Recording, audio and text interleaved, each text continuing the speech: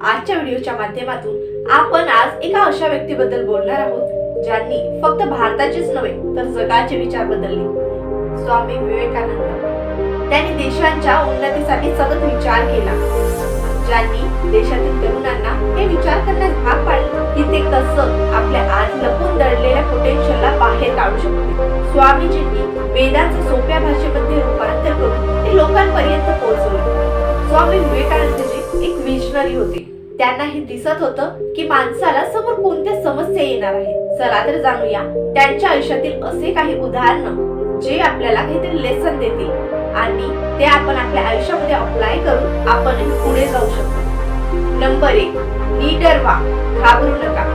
स्वामी विवेकानंदजी कधीच कोणतीच गोष्ट ऐकून मानत नसत। ते स्वतः अनुभव घेत आणि त्यातूनच ते आपल्या धारणा बनवत असत। लहान असताना ते नेहमीच आपल्या एका मित्राच्या बगीच्यामध्ये खेळायला जात असत।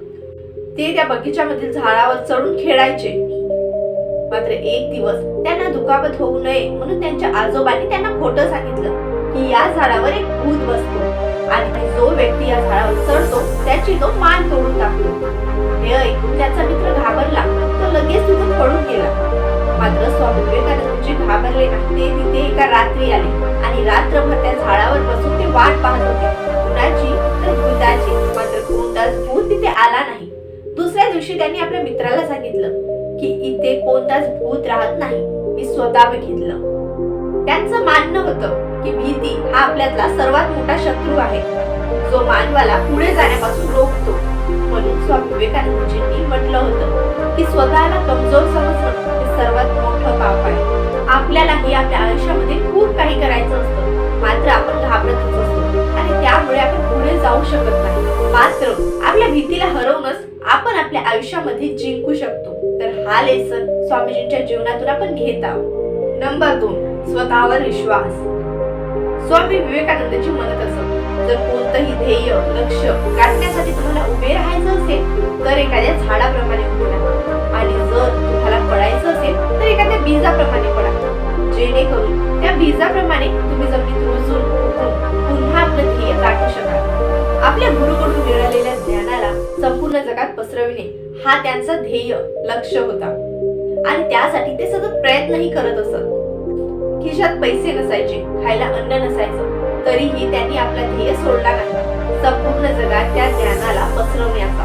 स्वामी विवेकानंदांना स्वतःवर विश्वास होता आणि या विश्वासामध्ये खूप मोठी ताकद असते। त्यांनी निश्चय केला, शिकागो येथे भरलेल्या 1993च्या विश्व धर्म परिषदेमध्ये ते सामील होते। मात्र झालं असं की ती परिषद 2 महिने पुढे गेली आणि 2 महिने शिकागो मध्ये राहण्यासाठी त्यांच्याजवळ पैसे किंवा कुठले साधन नव्हतं। त्यांना बरेच दिवस उपाशी पोटी झोपावं लागलं, रस्त्यावर राहावं लागलं। काही लोक त्यांच्या वेगळ्या वस्त्रांमुळे त्यांच्यावर हसत असत, काही लोक त्यांच्यावर मारायला सुद्धा उठले होते। मात्र कधीच ते कमजोर पडले नाही, त्यांनी कधीच हार मानली नाही, कारण त्यांचं ध्येय मोठं होतं। देशाला, आपल्या भारताला तो सन्मान मिळवून द्यायचा होता जो तो डिझर्व करत होता। ते झालंही असंच। त्यांनी असं भाषण दिलं की ऐकणाऱ्यांना भारत आणि भारताच्या या महान संतांच्या महानतेवर अभिमान होऊ लागला। हा भाषण संपूर्ण जगात प्रसिद्ध झाला। आजही लोक या भाषणाला वाचतात। स्वामी विवेकानंदांनी या उदाहरणावरून हे सिद्ध केलं की जर तुमचा स्वतःवर विश्वास असेल तर तुमच्या ध्येयाकडे जाण्यापासून तुम्हाला कोणीही थांबवू शकत नाही। नंबर 3, आपल्या शब्दांवर अटल राहा।